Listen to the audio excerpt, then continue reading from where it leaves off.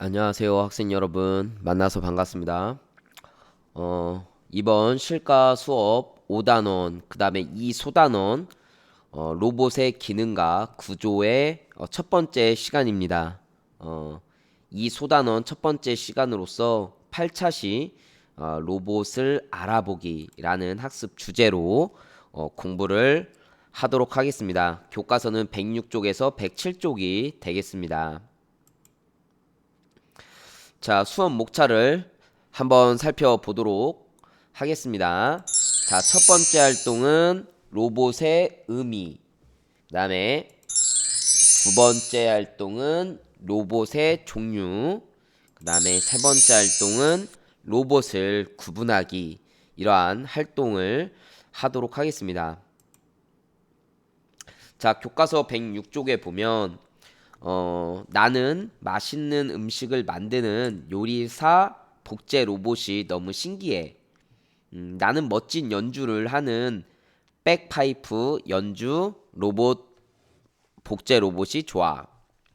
우리 생활 속에서도 다양하게 활용되는 로봇들이 참 많다. 이렇게 이야기하고 있는 짤막한 만화가 제시되어 있습니다. 자, 근데 요리사 복제 로봇, 백파이프 연주 복제 로봇, 뭐 이렇게 설명되어 있는데, 그러면 이 로봇은 어떤 것을 말하는 것일까요? 또 로봇은 기계와 어떤 차이가 있을까요? 한번 살펴보도록 하겠습니다. 자, 로봇은 사람을 대신하여 어떤 작업을 자동으로 하는 기계를 우리는 로봇이라고 합니다. 자, 로봇과 기계의 차이는 그럼 무엇일까요?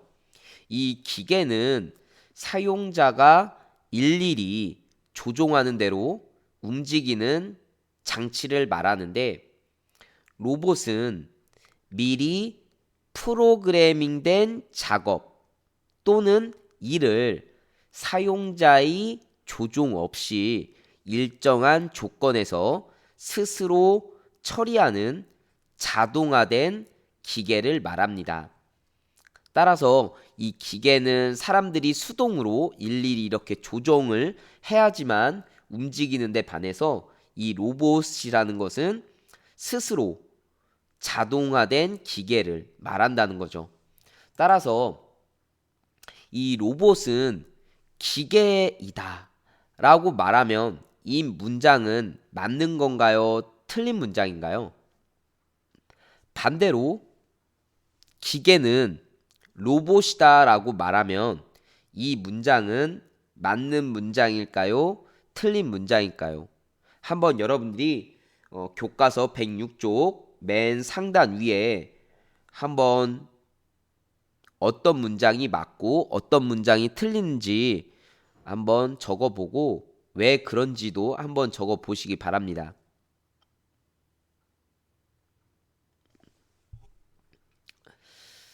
자, 뭐 선생님이 이야기를 하면 로봇은 자동화된 기계이기 때문에 이 자동화된 기계, 즉 기계가 맞겠죠. 그래서 첫 번째 문장 로봇은 기계이다라고 하면 맞는 문장이 되겠습니다. 반대로 기계는 로봇이다라고 하면 틀린 문장이 되겠죠. 왜? 기계는 다 자동화된 기계만 있는 게 아니라 로봇이 아닌 기계도 있잖아요. 자동화되지 않은 그런 기계도 있기 때문에 기계는 로봇이다라고 하면 이 아래 문장은 틀린 문장이 되겠습니다. 따라서 이 로봇과 기계의 개념을 집합 관계로 설명해 보면 다음과 같습니다. 이 집합이라는 것은 이제 중학교 1학년 때 수학 시간에 배우게 될 텐데 선생님이 미리 한번 도입을 해 보았습니다. 그래서 이 기계의 범주 안에는 로봇인 A 부분과 이 로봇 A에 포함되지 않은 B 부분이 있겠죠. 그래서 우리는 A와 B를 통틀어서 이젠 C라고 하는 기계가 되는 것입니다. 선생님이 이쪽 C 부분을 적지는 못했는데 A 플러스 B 부분이 이젠 기계가 된다는 거죠. 그래서 로봇도 기계 안에 있는 거예요. 그렇기 때문에 A 부분도 기계고 B 부분도 기계인데 우리는 이 A와 B에서 A 부분은 따로 로봇이라고 이렇게 부른다는 것입니다. 자동화된 기계, 이 B, A가 아닌 B는 자동화되지 않은 기계. A와 B 모두 기계인 거죠. 자, 그러면 교과서에 나와 있는 여러 다양한 로봇을 살펴보기 전에 다양한 분야에서 활약하고 있는 로봇을 한번 동영상으로 만나봅시다. 로봇이 처음 등장한 것은 그리스 신화인데요. 청동거인 탈로스가 한 예입니다. 이 거인은 사람 대신 크레타 섬을 순찰하며 수상한 배가 오면 침몰시키는 임무를 맡았는데요. 이때까지도 로봇이란 말은 없었고 괴물로 불렸다고 합니다. 로봇이란 말이 생겨난 것은 1920년 체코에서인데요. 체코의 극작가 카렐 차페크의 희곡 로솜의 만능 로봇에서 유래됐는데요. 주인공인 한 과학자가 단순하며 반복적인 작업을 수행하는 노동자인 로보타를 만들어냈고 인간을 위해 많은 일을 하다가 결국은 인간에게 대항한다는 이야기. 영화에서 등장하는 로봇들은 인간과 공생하며 친구가 되기도 하고 때론 적이 되기도 하며 다양한 모습으로 변신을 거듭하기도 하면서 화려한 볼거리를 선사했습니다. 상상이 현실화되기 시작한 것은 1961년. 자동차 공장용 로봇팔 유니메이트의 개발은 현대 로봇의 탄생을 알리는 역사적 사건이었는데요. 로봇의 아버지라고 불리는 조셉 엥겔버거 박사는 대학 재학 시절 아이작 아시모프의 공상 소설에 매료돼 로봇 공학 연구를 시작했고 마침내 로봇 개발에 성공했습니다. 트랜지스터와 집적 회로가 발명되면서 과거 기계에 불과했던 것들에 두뇌 회로라고 불릴 수 있는 장치를 탑재하게 됐고 이후 수많은 산업 현장에 스스로 일하는 로봇이 등장하게 됐습니다. 1990년대에 들어서 로봇 기술은 산업용 로봇의 영역에서 깨어나 다양한 분야에서 활약하고 있는데요. 2000년을 기점으로 로봇이 지능과 제어 등 기술적인 면이 한층 업그레이드되면서 인간의 새로운 동반자로 떠오르고 있습니다. 특히 깊은 바닷속에서 인간을 대신해 탐사 작업을 벌이는 등 위험하고 어려운 일에도 로봇이 유용하게 활용되고 있는데요.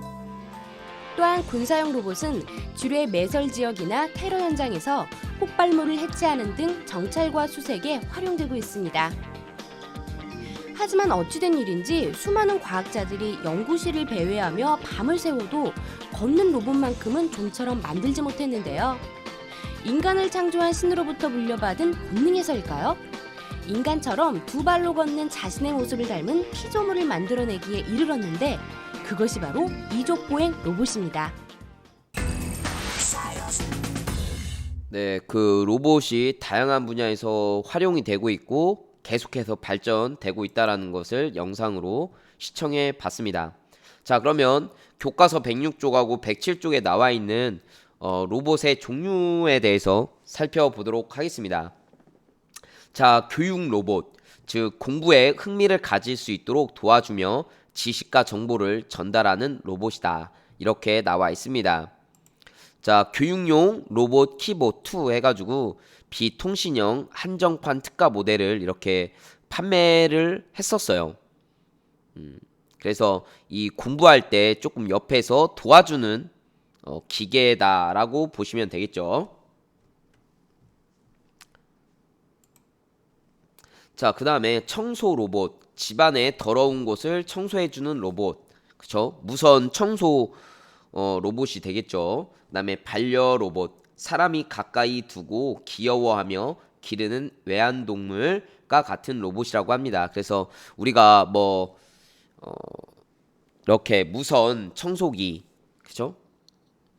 이런 것들 뭐 집에서 있는 사람들도 있을 것입니다. 그 다음에 뭐 애완 반려 로봇이라고 해서 사람이 이렇게 얘기하면 그거에 대해서 반응해주고 그다음에 뭐 대답도 해주고 하는 그런 로봇이 되겠습니다. 이 반려 로봇은 따로 보조 참고 자료 동영상을 올려둘 테니까 한번 보시기 바랍니다. 자, 그다음에 수술 로봇. 의사가 조종하는 대로 수술 도구를 움직여서 정교하게 수술하는 로봇이다라고 했어요. 그래서 사실 수술 이렇게 정교하게 수술을 해야 되는데 잘못해서 이 신경을 잘못 건드리면 자칫 잘못하면 뭐 사망에 이를 수도 있고 또는 하반신 마비라든가 이런 마비가 될 수 있어요. 그렇기 때문에 이 로봇은 굉장히 정교하게 수술을 할 수 있다라는 거죠. 그래서 이런 의학 분야에도 로봇이 도움이 된다는 것입니다. 자, 그다음에 장애 보조 로봇. 그래서 인체의 동작 의도를 감지하여 움직임을 돕는 로봇. 그래서 사실 뭐 선천적인 장애도 있지만 이 후천적으로 생기는 장애도 있잖아요. 교통사고나 산업 그런 공장에서 일하다가 이 장애를 입을 수 있는데 이런 장애 보조 로봇도 많이 발전되고 있어서 굉장히 무한한 가능성, 발전이 있는 분야라고 할 수 있겠어요. 자, 그다음에 우주 탐사 로봇. 사람이 접근하기 힘든 행성의 자원, 환경 등을 조사하는 로봇. 그래서 실제로 이 미국 나사에서 제공한 그런 사진인데 탐사 로봇 큐리오시티가 특수 제작된 크레인에 의해 모선에서 분리돼 화성 표면에 착륙하는 모습이라고 합니다. 그래서 화성 탐사 로봇들이 많이 있잖아요. 그죠? 사람들이 그 탐사하기에는 어려운 부분을 이렇게 로봇이 대신해 주고 있습니다. 그 다음에 인간형 로봇. 생김새뿐만 아니라 사람처럼 생각하고 움직이는 로봇이다. 그 다음에 농사용 로봇. 농작물에 비료와 물을 주거나 열매를 수확하는 로봇이다. 그래서 이렇게 정말 사람처럼 생겼잖아요. 로봇인데 사람처럼 생긴 그런 로봇이고 그 다음에 이 농사용 로봇도 포도 같은 거 일일이 로봇이 움직이면서 이렇게 포도를 따고 있고요. 또는 물도 이제 건조하다 싶으면 이 프로그램에 의해서 물이 나오는 거죠. 온도가 너무 높다 혹은 굉장히 건조하고 그러기 때문에 지금 물을 줘야 된다. 스스로 판단을 해서 이렇게 물이 분사되게끔 하는 로봇이 지금 만들어지고 있고 실제로 사용되고 있어요. 자, 그 다음에 협업 로봇. 사람과 같은 공간에서 안전하게 작업을 함께 수행하는 로봇 또는 산업용 로봇. 공장에서 용접, 조립, 운반 등의 작업을 수행하는 로봇 해서 이 산업용 로봇 그 다음에 협업 로봇은 실제 이런 공장 같은 데서 굉장히 사용을 많이 하고 있죠. 그 다음에 자동차 같은 거 만들 때 이제는 사람이 다 일일이 조립하는 게 아니라 이런 로봇, 그죠? 자동화된 프로그램에 의해서 자동화된 기계가 조립을 하고 있다라는 것입니다. 사람은 나중에 이 제대로 잘 조립이 됐는지 검사하는 부분만 하고 있다는 거죠. 자, 그 다음에 수중 탐사 로봇. 예. 그래서 깊은 바닷속에서 자원 또는 생태계를 탐사하는 로봇 해서 이 보니까 찾아보니까 상어 모양의 탐사 로봇이 있더라고요. 그래서 이게 그냥 로봇을 그냥 만드는 게 아니라 이렇게 재미있고 귀엽게도 만드는구나라는 것을 알 수 있습니다. 좀 전에 봤던 영상에도 수중 탐사 로봇이 나왔었잖아요.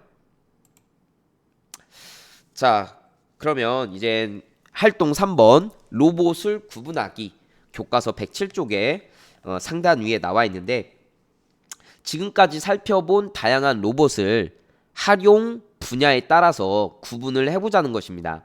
그래서 서비스용 청소 로봇 이렇게 나와 있는데 서비스용에는 또 뭐가 있을까요? 예, 그 다음에 그 활용 분야에는 서비스용도 있고 연구용도 있고 또 산업용도 있는데 뭐 예시가 되겠어요. 옆에 뭐 제조업용, 그 제조업용이 산업용이 되겠죠.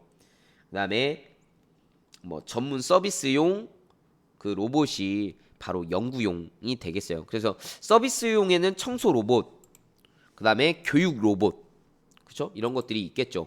또는 반려 로봇, 예, 이런 것들이 있을 수 있겠고, 연구용에는 아까 전에 우주 탐사 로봇이라든가, 그다음에 수중 탐사 로봇 이런 것들이 되겠죠. 그다음에 산업용은 공장에서 일하는, 그렇죠? 그런 로봇이라든가 농사 로봇 또는 협업 로봇 또는 뭐 산업용 로봇 이런 것들이 되겠어요. 그래서 뭐 이렇게 여러분들이 지금까지 살펴본 로봇들을 이렇게 분류를 해 보시기 바랍니다. 그러면 이 수술 로봇하고 장애 보조 로봇 이런 것들은 어디에 속할까요? 이 서비스용 이런 부분에 들어갈 수도 있겠고 또는 연구용에도 들어갈 수 있을 것 같긴 해요. 그쵸? 꼭 이게 정답이 있는 것은 아니고 내가 생각할 때 이 로봇은 이런 분야에 들어갈 것 같다라고 하면 그 부분으로 구분을 지으면 되겠습니다. 자, 그 다음에 교과서 그 107쪽에 구분하기, 활용 분야에 따라서 구분하기 밑에 보면 로봇을 하나 선택해서 그 로봇이 활용 분야, 그 다음에 구체적으로 하는 일, 이런 것들을 작성해 보라고 나와 있어요.